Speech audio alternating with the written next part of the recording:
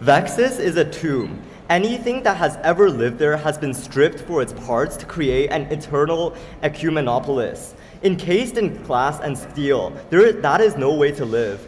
Because we believe what makes us human is not defined by what we have, what we desire, or how comfortable we are, we're so happy to propose. 3 points on setup. Firstly, this house in this motion probably refers to humans. This is the only way to ground this debate, to ground our interests, or else there's way too much speculation. I hope Op agrees with this. 2, we assume in this debate that you, the individual in question, don't know about the existence of the other planet. This is because of 2 reasons. A, this is probably the spirit of the motion. It's not like you have the choice accessible to you. But B, like the pragmatic reason is if those 2 planets knew of each other, Vexus would probably have colonized the other one already because it's like really resource rich and stuff like that. I hope they don't challenge this. Therefore, this debate is not about a comparison of the 2, but behind a veil of ignorance, what our individual in question would necessarily choose. Thirdly, given that this debate is purely hypothetical, I think 2 analogies need to ground us in this debate. I think our comparative is most reflective of ancient hunter-gatherer societies, and their side of the house is more reflective of modern civilization. We think that is the metric and analogy you should probably use to arbitrate this debate. 2 arguments from proposition. Firstly, to explain why life on Lunari is very, very preferable. Why is your life experience likely to be better on Lunari under our side of the house? 4 reasons. Firstly, we think that we get a much stronger sense of community in 3 ways. A, because the communities per the info slide are 20 to 50 people, so they are much smaller than the family,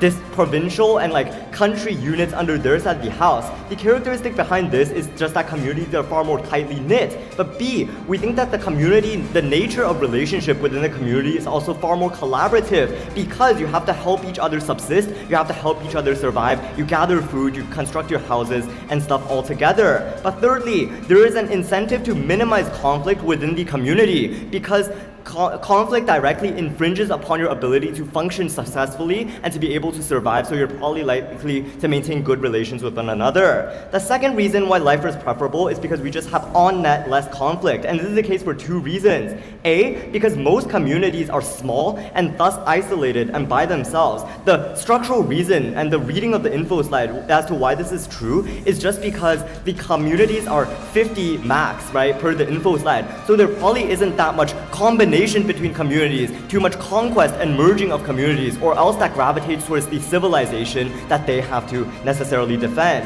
The impact of this is that we minimize intertribal warfare, which minimizes devastation and destruction. But the other reason why we get less conflict is just because of subsistence. Because our end goal, and this is debate winning, our end goal for Lunari is just to subsist and survive and live a happy life. What this means is that there is much lesser need to fight over scarce resources because you don't need to deplete Earth's resources, you just need enough to survive. Thirdly, our community and our world is far more equal in 2 ways. A, because there are clearly defined complementary roles in a community. Everyone has their utility, everyone has their clearly defined roles, everyone should reap the fruits, equal fruits of their labor. But B, because everyone is like useful and everyone is strong, this is also on a utilitarian metric having greater odds of survival. So you'll probably want to feed everyone well so that you can fight off the beasts or whatever on our planet. But fourthly, we think that smaller groups on our side of the house just means less devastating human destruction, whether that be imposed on the environment or upon each other. This is important because some of the most disastrous things that can happen on their side of the house,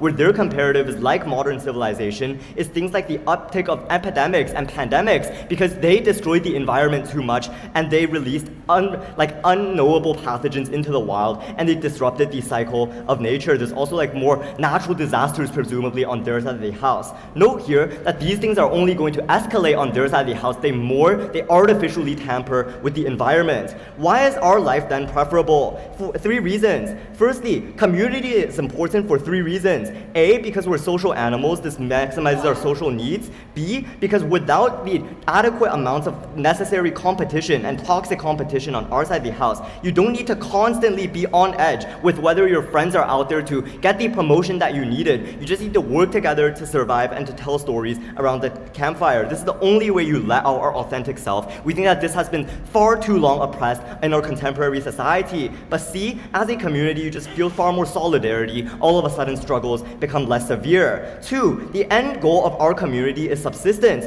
which means that A, it is far more achievable, which means that we actually have an end goal to work to, as opposed to the nebulous amounts of progress that they want to achieve on their side of the house. But B, note how work can ultimately stop at some point on our side of the house, and people can finally be themselves. On their side of the house, they're forever chasing after progress. But lastly, we think that death is tragic on either side of the house, but we minimize death, so we minimize all of the negative feelings that come associated with death.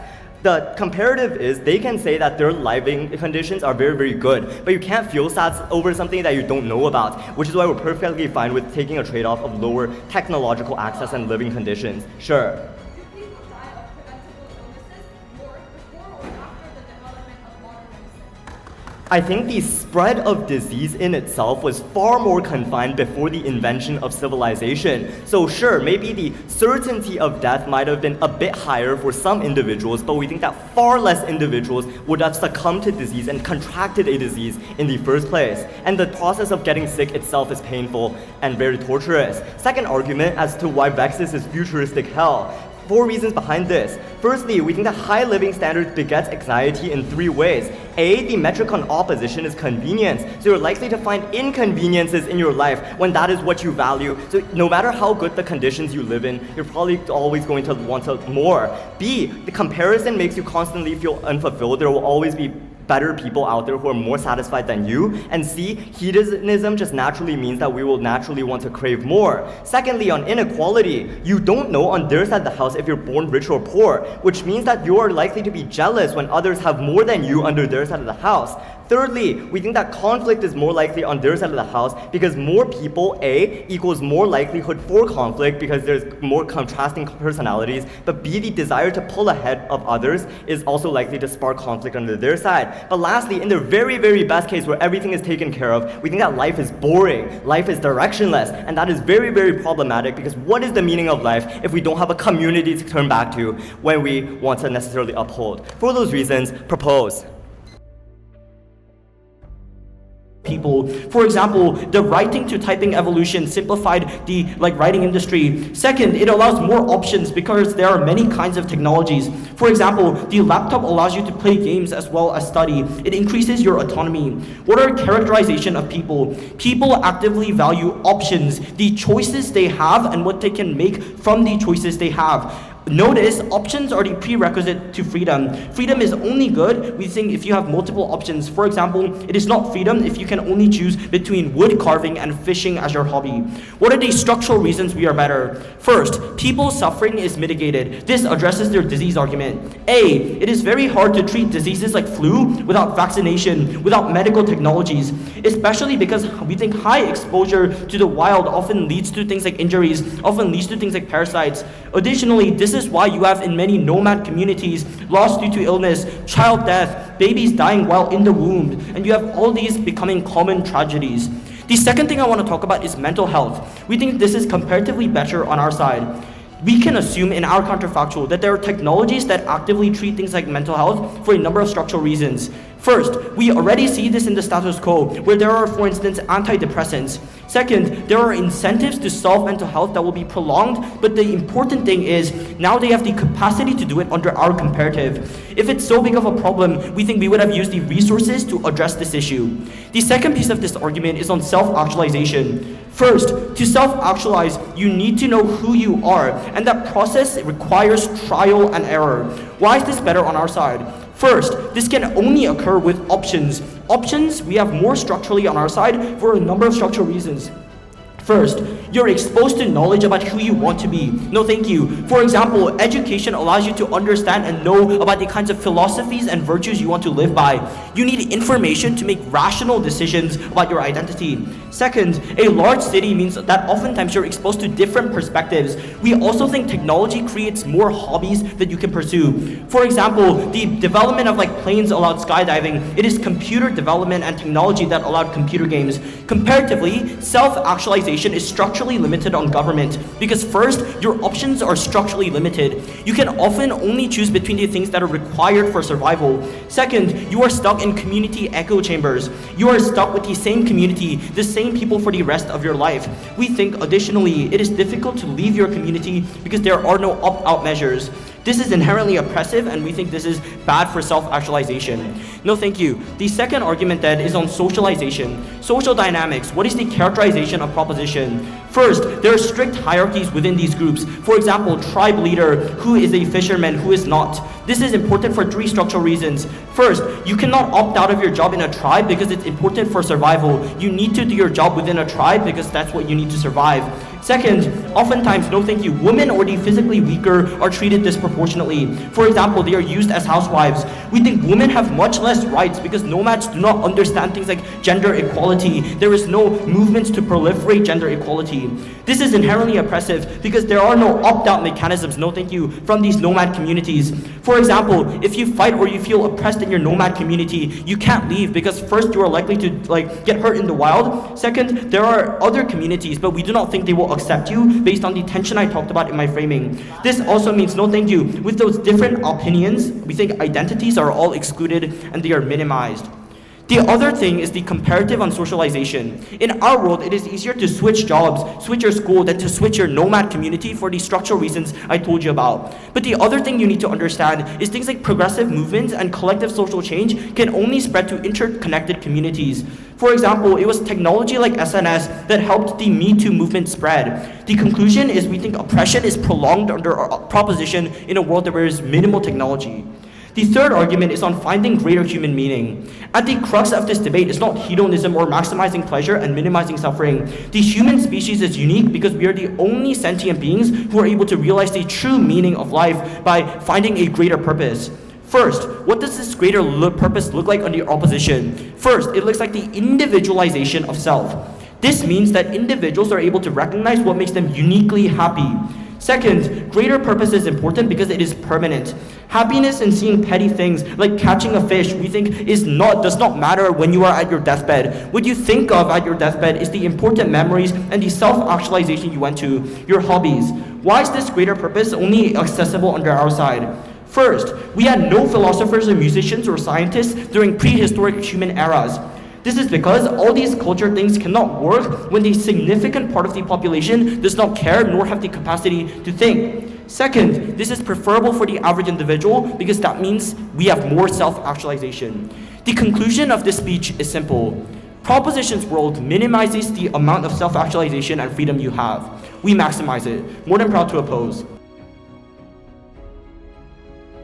If you take a look at our current status quo, crime rates, poverty rates, and global warming all only increased after the fact of industrialization. The fact that industrialization existed is the root of all of the harms they are trying to prevent in the first place. In absence of this, people are going to live in very content lives insofar as they don't have to yearn for something that they never knew existed. So for instance, Romans were never sad because Nintendo was never a thing in their lives in the first place. In absence and in existence of industrialization, you yearn more and you are never going to live a fulfilled life. Two questions I want to ask in my speech. First, on the ability for you to self-actualize and their general ability to have an increase in quality of life. Second, on their strange argument about gender, social justice, and the ability for you to opt out on either side of the house.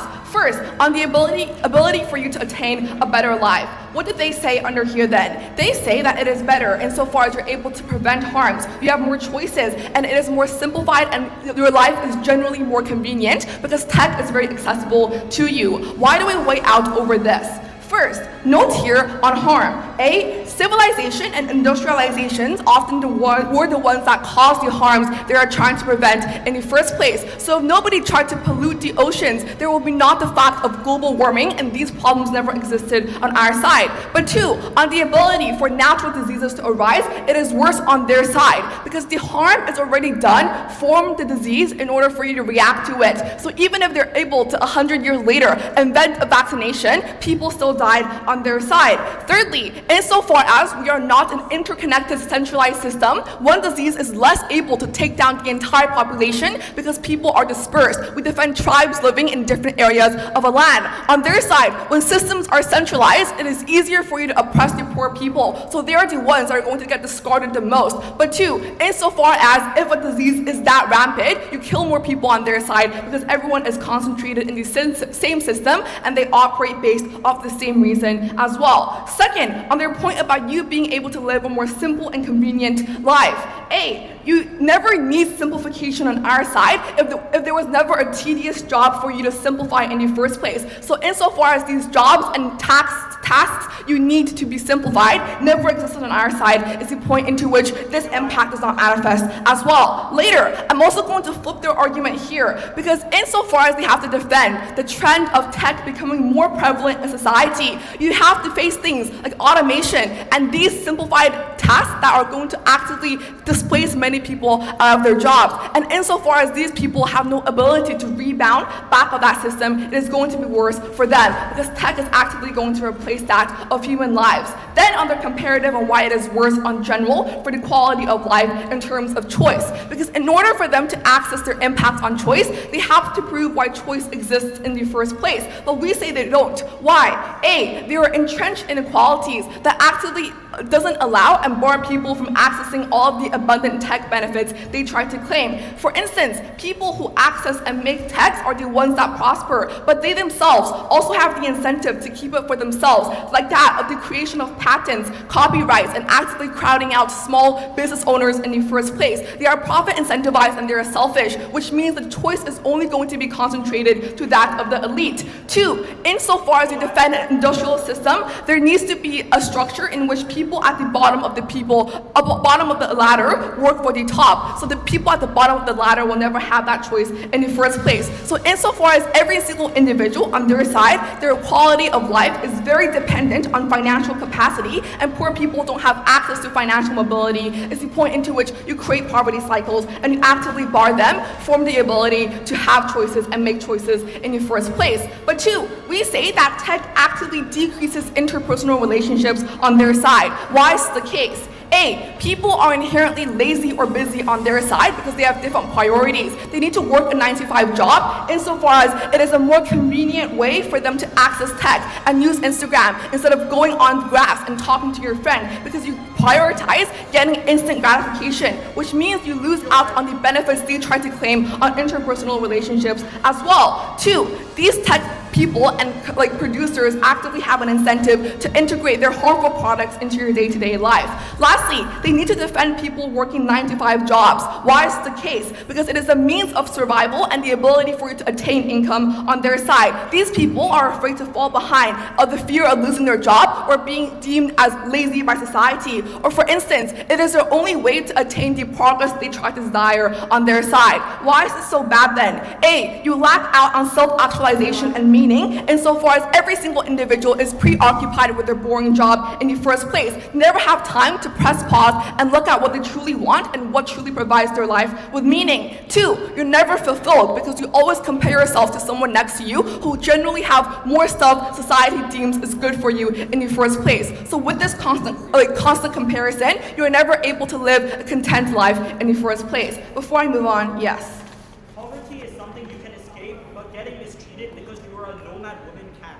Okay, that moves me on to my second question about the ability for you to opt out and general social justice. Why does this not exist on your side as well? Because if you look at the systems, if the system is more centralized and you're dependent on that one singular system, even if you are discriminated and even if you are oppressed, it is harder for you to opt out because there's nowhere else to turn to insofar as everyone is integrated into that system. On our side, there are multiple tribes you can turn to, there are multiple alternatives you have. So the ability for you to opt out is also easier. Two, insofar as people live in a very equal society with equal standing, it is untrue as to why these socially constructed norms of women needed to stay in houses while their men work a 9-to-5 job is going to exist in the first place, insofar as these social systems never appeared on our side and we don't see the rise of that. Even if you don't buy this, why are we still able to win? Because on their side, their world is very volatile with constant change. The future is very unpredictable. So even if you want to seek progress progress, you never are guaranteed that that progress is going to land on your lap anyway. This is bad then because again, people live in a constant fear and wanting more.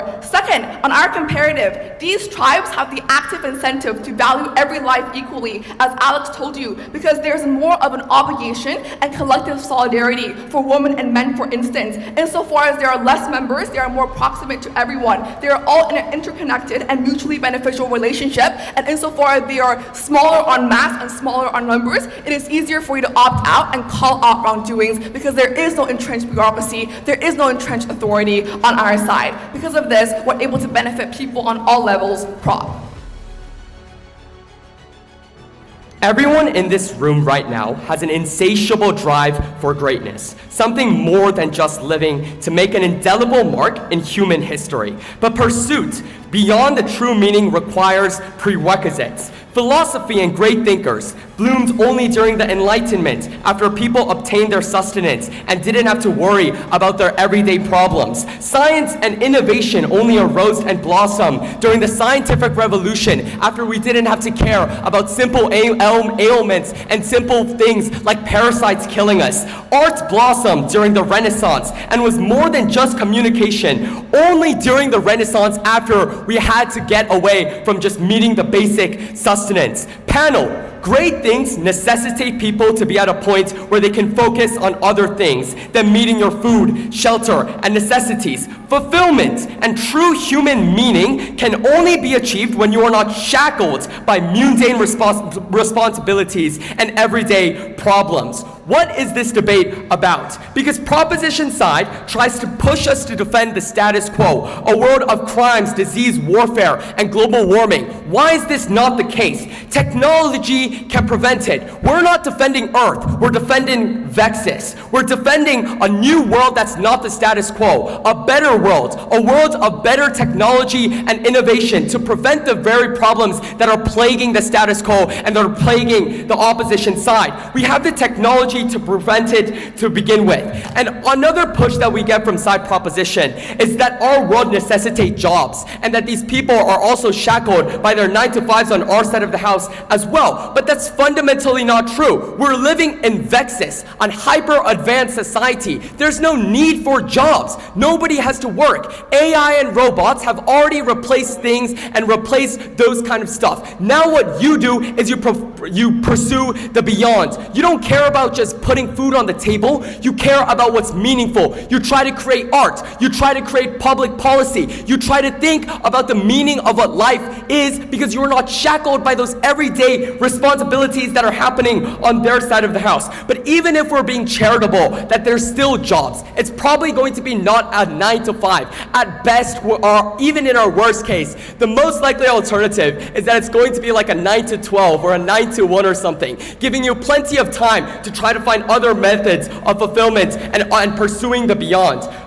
Then, I want to be talking about two main things here. First, why does our side better the individual practically? And second, why does our side better fulfillment? The main push we get from side proposition is that the community is tightly knit. The problem here is that P2 knifes the entirety of the P1 case when she says that these people can escape to other tribes when they feel isolated. That majorly contradiction destroys their whole entire case. Why? If tribes are as close as they say, they lose their benefits of one of these tribes being closely knit together and being isolated from the world. They lose their benefits of these tribes not fighting each other in conflicts for food and other stuff like that, or to get a control of lakes that have the most amount of fish, etc. The fact that they have to choose a side. Is their community going to be fully isolated, or is their community going to be close together, a world where there's a lot of different tribes in one place, or where all the tribes are scattered, they can't try to get the best of both worlds. But let's take P1's characterization of it being isolated and it being scattered across and these people not being able to reach each other. Why is this a bad thing and tribes being tightly knit not necessarily a good thing? Because it means that it's impossible for you to opt out as an individual, meaning you have to stay there whether or not you hate that tribe or if you feel isolated in that tribe. observe that minorities are still a thing. You can still be disabled, you can still have physical defects, you can look different. There's a myriad of ways that differences can produce inequalities and differences can produce judgment on their side of the house. Given that on the comparative on our side of the house, through globalization and the interconnectedness of the world, you can talk to more people. The likelihood you find people that are like you and feel like you increases. The intuition pump here is quite simple. Social media allowed people to manifest and come together and find people that are similar to them. The fact that LGBTQ movements, feminist movements, all those stuff literally have it so much more easy on our side of the house when you can connect to everyone across the world at a faster pace. The other idea we get on their side of the house is that there's less conflicts. We flip this because tribal conflicts still happen. Even if internal conflicts don't happen on their side of the house, there's a still likelihood of external conflicts. Tribes fighting against tribes, Aztecs against Incas, or whatever the names of those tribes are, to fight for sustenance and food, to fight for better caves, to fight for better fish, etc. Which means that conflicts is a wash. There's conflicts on their side of the house, there's conflicts on our side of the house. But in our best case that you buy our mutually assured destruction argument, that with technology increasing, that the harms that are caused when conflicts happen increases. For instance, the scale of damage when a war happens is greater on our side of the house. Nuclear warfare can literally destroy the entire world. These kind of stuff prevent conflicts from happening at the macro scale, while tribal conflicts happen more on their side of the house. I also want to talk about equality. The idea that their side of the house categorizes people into different roles and proves that each person has a different role in society. Why is this a fundamentally bad thing to begin with? This is literally the rhetoric of the far-right movement, telling women that you have a job, but it's a job that's subordinate to them. Why is this likely going to be the case? What do these tribes look like? They likely are going to look extremely patriarchal and hierarchical. Why? In these societies, manual labor or strength is the most important thing. It brings food to the table. Hunting, fishing, construction are the most important things. And physically, this is more suited to men than women are, which gives men a very strong hierarchical power within these tribes. On the comparative on our side of the house, we have ideas like art, we have ideas or pursuits like social thinking and philosophy, which women have the equal capacity to do so, making it easier for them to strive against inequality than rather on their side of the house. Categorization of people into specific roles doesn't seem like equality to me. I also want to bring out a point on disabilities. The fact that disabilities are equally able to manifest on both sides of the house, but on their side of the house, people with disabilities are shunned. Not only does missing a leg not help benefit the community at all, you look weird, you look different. On our side of the house, we can uniquely solve that through prosthetic legs, or maybe even CRISPR to prevent those kind of things from happening in the first place. We better the people, and we also uniquely are able to go beyond. We're able to pursue art and different meanings of fulfillment because we meet the necessities. Proud to oppose. Opposition is wrong. For most people, life is not about a greater purpose. It's not about going to worlds and winning, and it's not about changing the world in any other way. It's more about staying with the people that you truly care about, spending time with your family, and unlocking new experiences. So the characterization coming from their side and the premise of their entire weighing is false. I want to start by talking about novelty and the small joys in life. A world where technology dominates every facet of one's life is one in which happiness is controlled by calculations, algorithms, and addiction. And note that this is a response coming to their argument on self-actualization. This is true for 3 reasons. Number 1, forms of instant gratification crowd out more meaningful activities under their side, so the options and choice that they talk about are simply untrue. This is because there is a lower barrier to satisfaction. You don't need to put in any effort to enjoy short videos or scrolling funny reels, whereas debate, football, and art that are people's lifelong loves and hobbies require a learning process that people aren't willing to overcome on opposition with a much easier alternative. So that's precisely why the attention spans of children are getting shorter, and less children, like more and more children, are becoming addicted to short videos in video games instead of actually going out and playing soccer or basketball, for example. But secondly, technology has algorithms that make people feel addicted. So your Instagram feed recommends you videos that fit your taste. Video games put you against easy opponents when you lose too much so that you will continue playing. So there's the constant adrenaline rush from technology that makes breaking away from the addiction that is caused by technology on opposition extremely hard. But thirdly, the form of technology accessible on opposition are are homogenous, boring, and lack novelty. There's very little people who can use technology to do things like skydive as they want under their side of the house, but more so instead just play video games every day. So we think that the happiness under their side is dictated by a win or loss determined by a computer algorithm, and not all the forms of choice that they talk about that a vast majority of people are not able to unlock. The conclusion of this analysis is that people do not have options. They cannot self-actualize and do whatever they desire, and instead they are controlled emotionally by coldless, emotionless technology. What is our comparative? Tribes don't have that many people to provide for because these tribes are small in the first place. So the likely, manifestation and like the way people live under our side is that like you hunt and gather in the day and you sleep and have fun around a bonfire at night. Why is this better? Number one, there's the space for creativity. There's so many things that cannot be explained in the world under our side. There are stories that you can make up about the water in the sky and the mountains that nobody knows about. You can imagine and fantasize about the wonders of the world and new places to be explored because there are many places in which your tribes have not been to. But secondly, there's new experiences every day. You find a fish with a new color. You're able to like discover a new very yummy berry that everyone in your tribe enjoys. You're able to like find the next river that is extremely beautiful and has very extremely beautiful natural scenery. We think under our side, you're able to have these novel experiences and little joys in life. And we think this is the most important because under our side, people are able to live like children. They're more carefree. They're always curious about the world around them.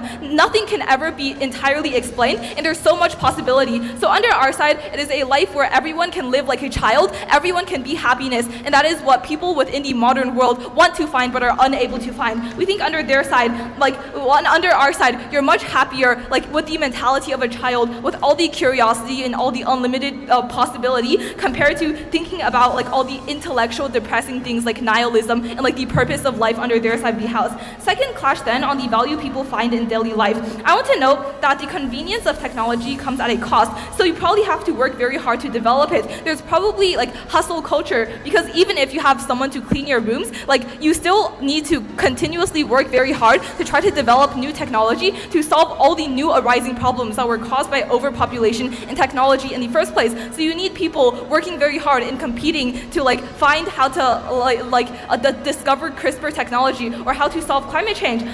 We think that if people work on either side, people are far more fulfilled under our side, because number one, you see the fruits of your labor. On their side, you work in factory lines and cubicles and you see no purpose, because when your product is given to the person who buys the product, you're not able to see the joy that they experience. On our side, you see the fruits of your labor. You grow up, you see the people that you grew up with eat around a fireplace and like enjoy the fish that you just caught in the day. You see people enjoying what you hunted, and you see people celebrating for your contribution. So we think under our side uniquely, you find more meaning in the work that is being done. But secondly, if you look at the status quo, people are shamed for chasing meaning and like doing what they truly want in a world of hustle culture. Parents of university students don't understand why they go to NGOs and shame them for it because they think it's a waste of their education. You have to do evil things and feel bad about it when you exploit the poor in corporate jobs, which is against most people's moral consciousness. But thirdly, even at their best case, where people don't have to do anything and they can just enjoy and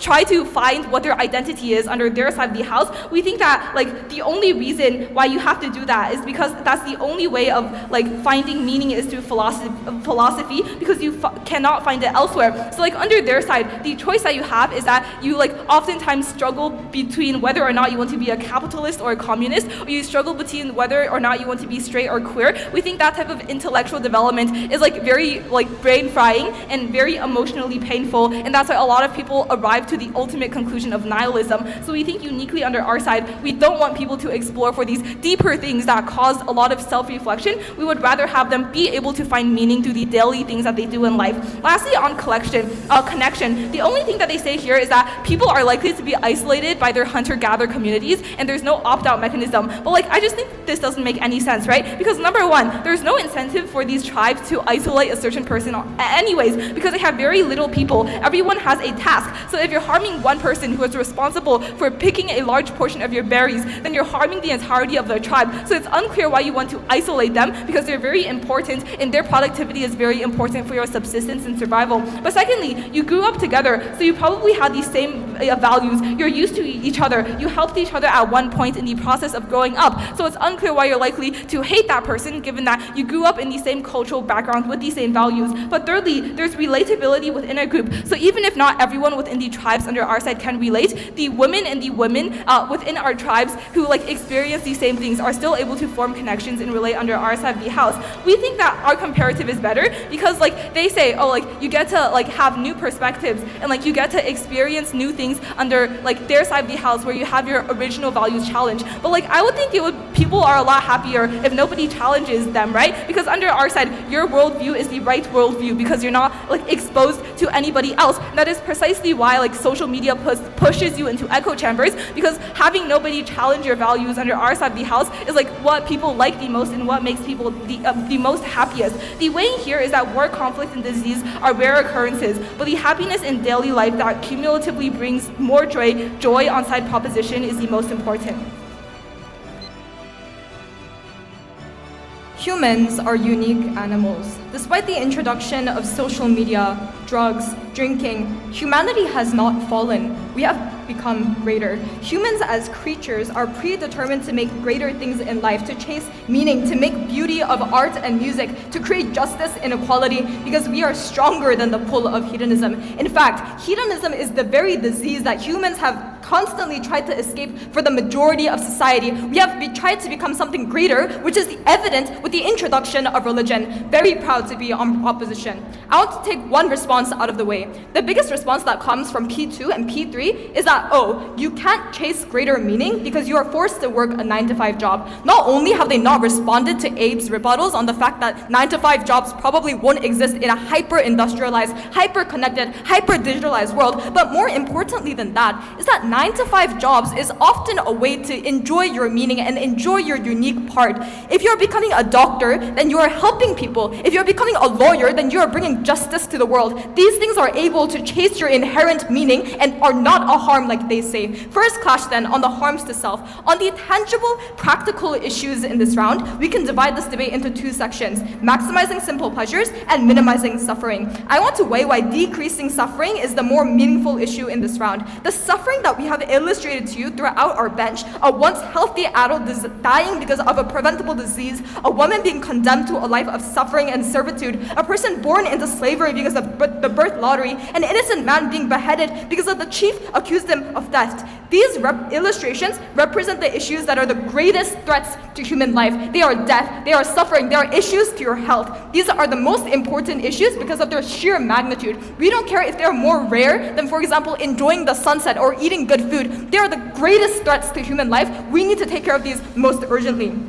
Proposition tells us that we need to protect or defend the existence of global warming and poverty. Let's pull apart why these things happen. Firstly, on global warming happens because of an industrialized world. Yes, this is true, but status quo proves that there are mitigating and adaptive technologies that push us to a greener world. This is a trend in status quo. Poverty happens because people cannot access help from the government. The world that both sides agreed upon in the futuristic world is a world that is so technologically developed and interconnected that even the most disadvantaged are supported. We know this is true because of the course of history. The most disenfranchised people went from dying of poverty to living in slums to being supported by the government. We can assume that this trend will continue because it has continued throughout the existence of history. But even if these harms of global warming and poverty are defendable on our side, like we have the burden to defend it, we would say that these things matter considerably less because they don't threaten the existence of your life and the existence of justice in the world. First clash continued then on conflict. This argument from proposition that tribes are unlikely to fight each other and that happens more on our futuristic world doesn't make sense for a variety of reasons. Three things. Firstly, conflict happened much more when governments and parliaments didn't have to conform to the start of wars. In a globalized, industrialized, interconnected world, conflict is extremely unlikely to happen. It's literally geopolitics 101, which we did in the last round. When you're dependent on all other people, then you can't conflict with them. When nations are large and technologically advanced, mutually assured destruction is far scarier than it is within tribes. But moreover, conflict also happens within tribes because there are no ways to resolve conflict. If Abe steals Jacob's meal, then under our world, we go to court or we talk it out within these institutions that we have developed. Under their world, you just go up and punch them because these institutions don't exist. And thirdly, how do we deal with the idea that people can leave to other tribes? tribes. The reason why tribe-to-tribe conflict is possible, but leaving to another is impossible, is because even if tribes are geographically close, under Proposition's world, they don't speak the same language. The culture is being closed off like P1 explicitly states. This response from P2 is a squirrely opt-out of an argument that was very well built by Jacob. Second clash then on injustice and on inequality.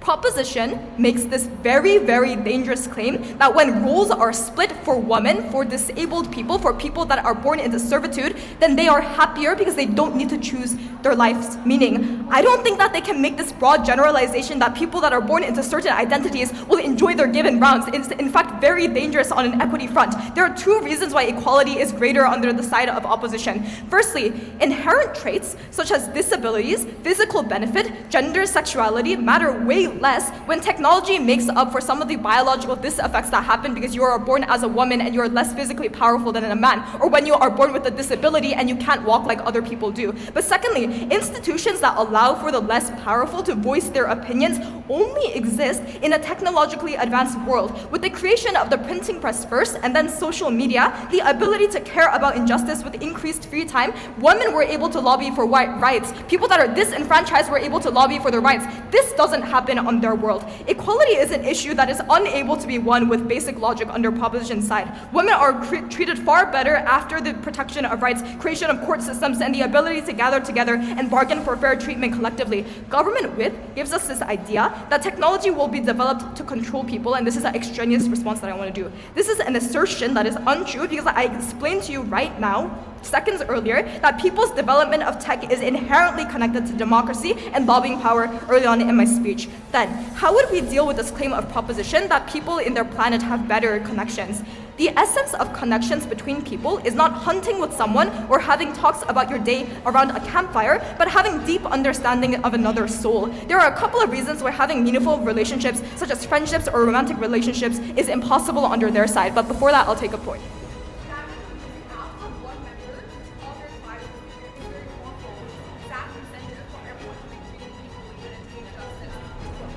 Wait, this is untrue. When one person is killed because they go into war, then multiple people are going to be killed. And like if, for example, a pathogen spreads inside one tribe, then they don't have the ability to take this out with medication. No one is vaccinated. If one person in a tribe dies, it is extremely and more likely that people in all sides of the tribe will die as well. Then, again, moving on to why meaningful relationships are impossible under their round. Firstly, friendships and romantic relationships gained meaning after the world and its population was not constantly in threat. In a community of 20 to 50 people, sustaining the population is more important to weigh out the importance of deep connections such as friendship and romance. But secondly, the trade-off that Proposition needs to accept is that they have less free time. They tell us that less freedom is beneficial because you chase hedon less. What we tell you on the flip is that free time is necessary for the development of meaningful relationships. Finally, there are two exclusive benefits under Proposition. One, you have more reach to people all over the world, even with social media, but assumably more connection through new technology. Second is the ability to opt out of harmful areas. If you're born into a tribe you simply dislike or is abusive towards you, then you are damned to that life. You are able to shape your community and your life under opposition. Very proud to oppose. As this room of debaters has many different identities, cultures, and perspectives, the very tribes government talks about also has some variation. It may be true we are debating about the nomad who enjoys his job of fishing, but we are also talking about the woman who feels unsafe every day as his uneducated husband comes home just to force her to do house chores. We are talking about the innocent soul whose only sin was being born disabled, the carpenter who is mistreated by the oppressive tribal chief, the farmer forced to work a job he hates. This debate is about who frees the most from the shackles of oppression because they are the most vulnerable and structurally disenfranchised in this debate. Proposition ignores them, we listen to them. There are two issues in this debate. First, I want to address the extraneous arguments they talk about, such as disease, climate change, and war. On top of this issue, the largest misconception government has is that they are not dealing with their burden of proving what our world actually looks like. What does our world actually look like? Technology is the context of our world. We are not defending the status quo, we are defending a world different than the status quo. This is precisely why we told you we have things like advanced green technologies, we have vaccines. We also give you structural reasons as to why conflict is less. For example, mutually assured destructions through things like NATO, which can only happen under the premise of education and technological development. We think the fact that government whips response to self-actualization is that people work at a factory is clearly absurd, because then we clearly told you we have things like technology replacing jobs, or at least making them easier even in our worst case. What government needed to do, it was the most basic burden they had, was they needed to defend their worst case, where things like disease, war, climate change exist. Why is their world still comparatively better in the worst case? Yet they never do that, and I think that is a clear sign of them being uncharitable. The second issue is probably what you will choose like the winner of this debate, which is on self-actualization and who grants individual freedom. The first thing I want to do on top of this issue is explain to you why choice is the prerequisite of freedom. They try to tell you seeing a new fish is like, oh, I'm an enlightened person. We think, no, that is completely not true. The degree of enlightenment and benefits you get from the self-actualization on our side is much more comparatively important than any of the other examples and illustrations we give you. But second on this issue is inequality. The way to understand is the worst case scenario weighing. We think it is easier to escape poverty than to escape your status as a woman or an ostracized member of a community in the very tribe you live in. This is what I responded to in my POI, and there was no adequate response. This is the idea of structural support versus no structural support. To escape the poverty cycle, any rational developed government has things like subsidies. They have social movements. Comparatively, you have no form of structural support on their proposition if you are born a minority. This is why we accept the worst case, and even if we do, we are still able to prove to you a more effective and intuitive characterization than anything else proposition paints you. But the second thing is on women and other minorities, social injustice. Government whip's response to our argument on social injustice is that women can talk it out through community bonds, and they can self-actualize by sharing their experiences about oppression. First, this argument is absurd because it concedes to the fact that they are oppressed in the first place. Second, this does not matter. Why? You can talk with other people about your shared experiences, but if you get home the next day just to be forced to do a job you hate, just to be ostracized by other members in your community, that still does not change the experience you have on a daily basis. Helping minorities can only occur once you give them choice, options, and technological structural backing that is exclusive. The debate is simple. It is about options. Technology information gives you those options. Before the Renaissance, you had less options about the cultures you want to opt into, the person you want to be. On our side, we help the oppressed. We give them a voice. Proposition structurally disenfranchises them. More than proud to oppose. You can strip a person of many things, their assets, their property, even their pride, and they will remain human. But when op strips them of purpose, that is when they become nothing more than a goldfish in a 5-star fish tank, having all of its needs met but never having any point of its existence. At op's best, they live in a utopia where there is no disease, inequality, or poverty. But then the question becomes, you will be so unbelievably eternally bored. 3 clarifications. No ops analysis is just throwing all the debate impacts they can think of around and hoping some stick. They're all speculative compared to our analysis, which stems from the info slide. All of our analysis for our comparative stems from 2 things. 1, the characteristic of strong communities, and B, the end goal of subsistence. So on the likelihood of impacts actually manifesting, we're winning. For their comparative, we also base all of our analysis on the premise that there is going to be progression. The issue with them is that they never explain why subsistence needs to be achieved with all of the harms about patriarchy and mental health and all of that. It's very speculative. Don't buy any of their arguments. Secondly, WHIP really tries to save their case with a bunch of new material. They construct and rebuild their case with stuff like you being too preoccupied with tasks to actually self-actualize, that institutions to resolve tensions and conflicts do not exist. This is so late, don't credit it to the fullest extent. Lastly, this debate is not about the minority of the oppressed. It's about the average person living normal lives. Don't let them get away with unfair characterization. 2 questions. Firstly, is there more suffering? They have 2 claims. Number 1, tech doesn't exist to protect people from harm. 2 issues with this. Firstly, we made it very clear down the bench that suffering is human constructed through things like industrialization and technology begetting insecurity, conflict, and anxiety. This will only be magnified the more development happens on their side of the house. But secondly, there's just less contact on our side of the house. This is very important weighing, because behind the veil of ignorance, you can be born in a position of power, you can be born as a sick person. That chance is like equal on either side of the house. But the reason why we win is because less people are sick on our side, because disease spreads less, for instance, and wars are on a far smaller scale. So the likelihood of you being born into conflict is lower. At their best, you're able to be sick and then recover. We don't think people should go through that suffering. Their second claim is that there's an increase in conflict. Again, two issues. Firstly, people aren't naturally violent because we're naturally pain adverse. We have basic human sympathy. Conflict happens because there is scarcity. When competition begets conflict, when there is subsistence, that issue of scarcity is minimized. But secondly, conflict is more deadly on their side of the house. And this is very important because there's more people dead on their side of the house when conflict does arise, which means that there's more affected by the sorrow associated with loss and death. At our worst, people die earlier. This is okay because at least life was more meaningful. If I died in war, at least I died fighting for my community and making them proud and fighting for the people I cared about. If I die from disease, at least in my life I've discovered new lands, new fishes that nobody else has ever had. A short life with meaning is much better than an idle long one. Second question, are people happier? They say that scarcity leads to oppression. Two issues. Number one, you don't need that much to be able to subsist. So the issue of scarcity just isn't that big. You'll probably still have lots of time to tell campfire stories. Look at all of the hunter-gatherer societies and the cave paintings that we have left. But secondly, hunter-gatherer societies were pretty much matriarchal, so empirically their claim just isn't true. We gave you two scenarios under this clash.